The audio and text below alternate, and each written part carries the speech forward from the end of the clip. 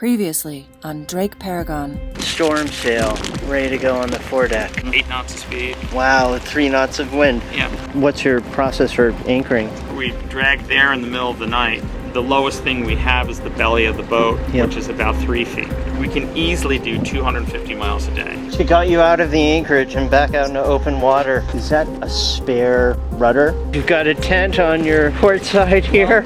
Even hove to, we were still doing about 5 knots.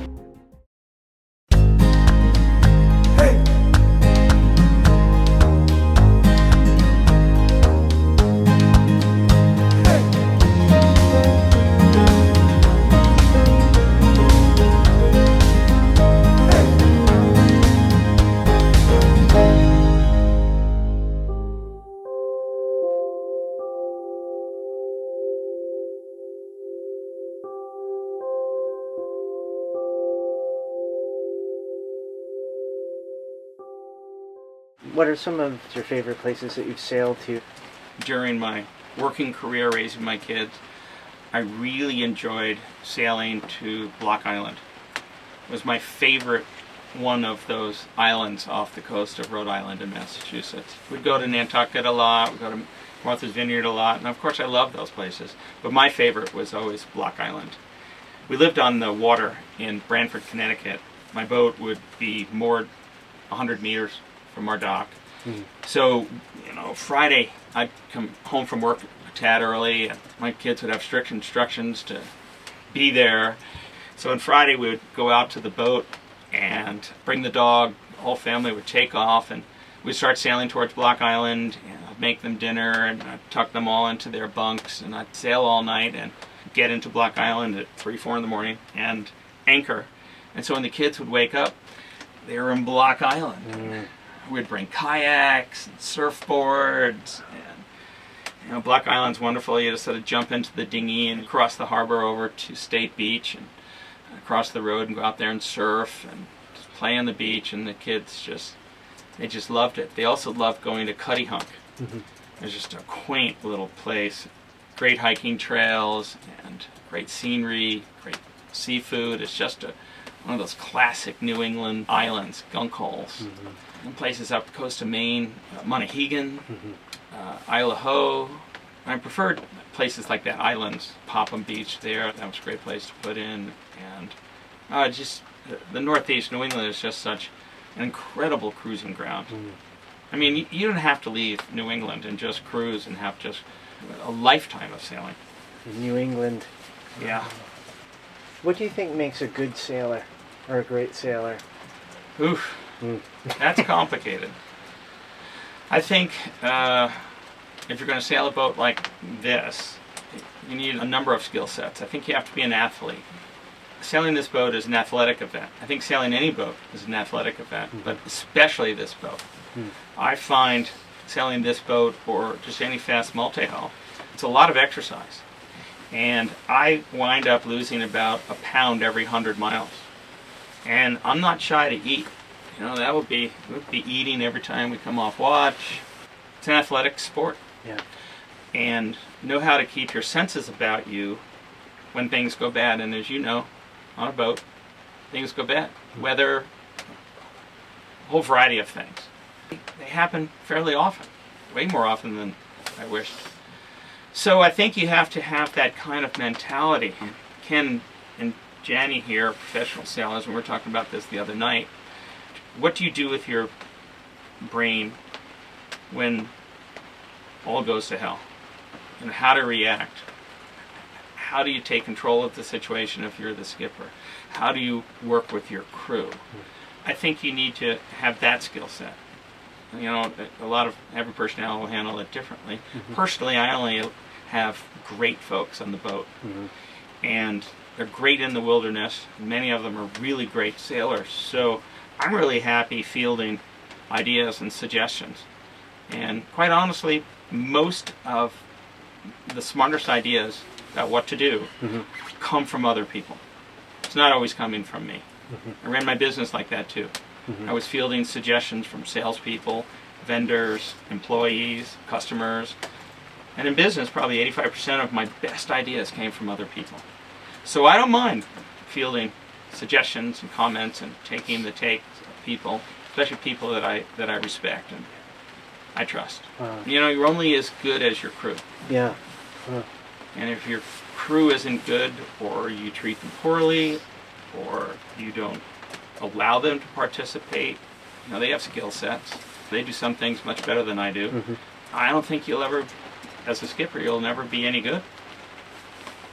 So, good crew is worth their weight in gold. Yeah. Do you have any words of advice for people who are thinking about racing or cruising or living on a boat, or just anyone who's dreaming of following in your footsteps? Advice? Well, I would suggest bringing a lot of money. Yeah.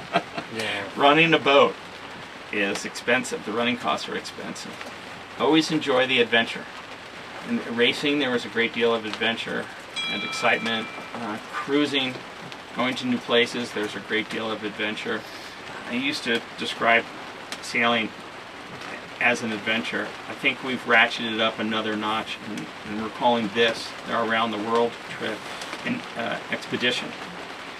And enjoy it. Enjoy it. Enjoy it. Make sure that you're enjoying it. Make sure your crew are enjoying it. Because that's the point. You know, there's challenge involved, and there are a lot of reasons why people come out, but, you know, make sure you have fun. Yeah. What are your plans from here? Well, we're going to finish up our mechanical problems tomorrow or the next day. And as soon as we can get underway again, we're going to go out to Iceland, and we'll have a new crew change there. Then we're going to sail to the Faroe Islands, then the Shetlands, the Orkneys, and then down the western islands of Scotland, and cross over to Ireland and spend some time in Ireland. And we'll haul the boat in Ireland for the winter. We'll get it out of the water, and we'll go home and ski. That's why we live in Colorado. We ski. And so we'll go home for 6 months, and at the end of the ski season, when they shut down the lifts, we'll come back, set the boat up again, and, you know, I think we'll probably cruise the Atlantic coast of France, Spain, Portugal, past Gibraltar, and then spend a lot of time in the Mediterranean. And contrary to this summer's trip up into the higher latitudes, we'll be warm. We'll be hot. And I'm looking forward to doing some coastal cruising in the Mediterranean. Spain, France, I want to spend a bunch of time in Italy. I want to get off the boat for a while and bicycle tour Tuscany, and then go over to the Greek islands, Croatia, Turkey, and at some point, I don't have this organized yet, I'll be doing that this winter, I'm going to hook up with one of those companies, those freighters that will now lift your boat out of the water and put it on their deck with a bunch of other yachters, and go through the Suez and go past Somalia, go Red Sea, all that area, but do it on a ship. And I don't know where they'll take us, because I haven't investigated thoroughly yet, but I'm thinking someplace like Mumbai, India, and then cruise India, Indonesia, and get down into the South Pacific, and I think we'll spend a few years there. I'd like to go to Australia again. I've only been there to do an Ironman, but I loved Australia. New Zealand, it's been on my to-do list forever. I think maybe that's when we'll switch seasons. Maybe we'll stay there, ski during our summer, their winter. I've always heard the skiing in New Zealand is fantastic. And then work our way across the Pacific. Maybe it seems like the smart sailors will go up to the higher latitudes and go up and do Alaska. Who knows? Maybe the Northwest Passage. I don't know. Or come down, you know, the west coast of the U.S., Central America, go through Panama again, and I don't know. Maybe we'll go around the world again. It depends. Maybe we'll just bring the boat to one of our favorite places, and, you know, just start cruising. Start being a little bit more mellow and calming down a little bit. I don't know. Don't know the answer, but I do know that I'm going to sail for as long as I possibly can in my life. Can I introduce my friends? This is Kenny Daniels. Best buddy, he's from Pagosa Springs, Colorado. He lives a stone throw from my ranch. He's always willing to go above and beyond the call of duty. He's the first one to volunteer to do something nasty.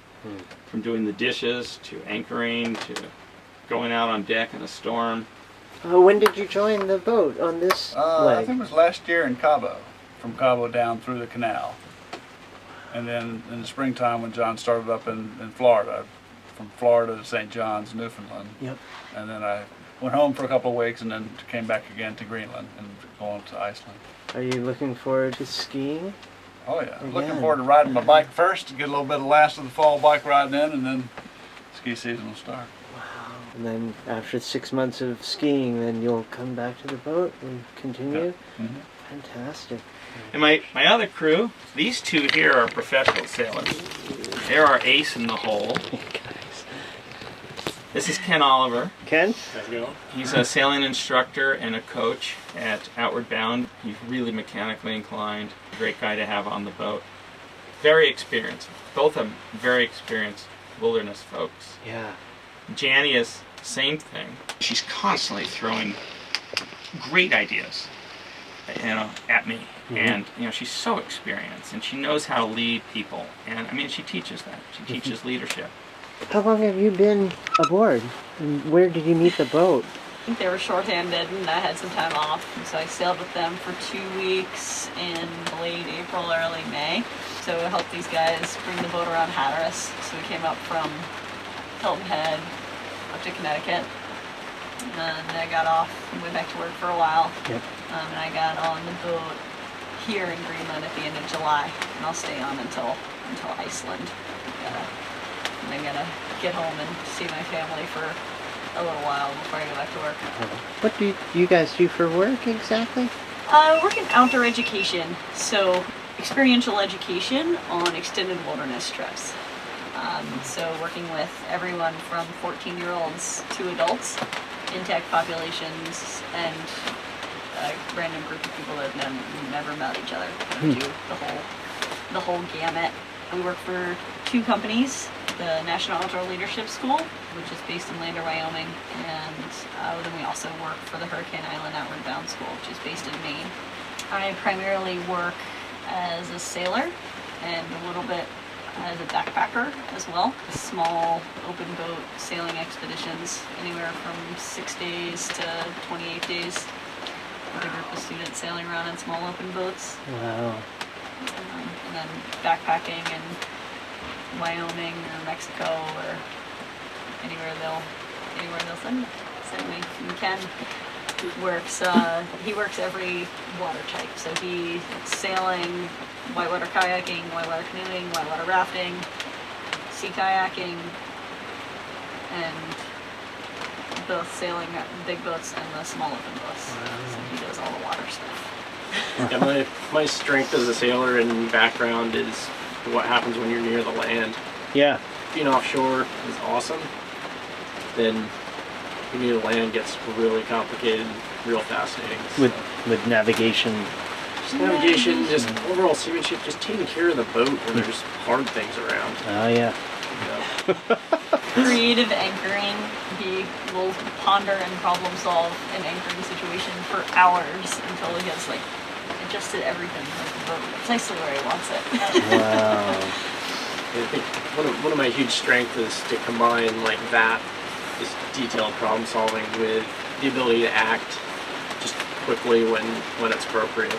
That just make stuff happen and then sort through the details. It counts in the end. It really matters sometimes. Move quickly and then step back and just figure out, okay, how do we backstop all this now? What do you? Wow. So you both work for Knowles. Yeah. And is that how you guys met, or did you Yeah, meet? met working in Mexico. Yeah, we've been working down in Mexico. Wow.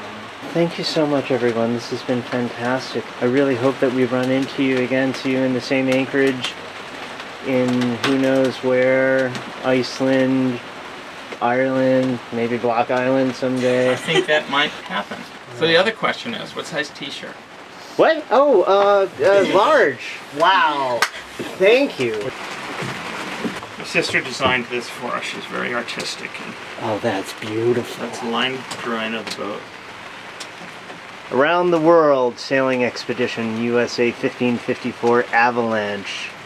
Where's the 1554 number? from? Well, the fellow that owned this boat, Jeff LeBeche, before I did, he raced it. And he also was the founder and the owner of New Belgium Brewery in Fort Collins, Colorado. Huh. So 1554 is one of their beers. And Wow. Fat Tire, maybe their most famous beer, Yeah. is the picture on our #1 Spinnaker. Fat Tire. The Fat Tire bicycle, yeah. Wow, thank you so much. It's beautiful. Fantastic. Next on Drake Paragon.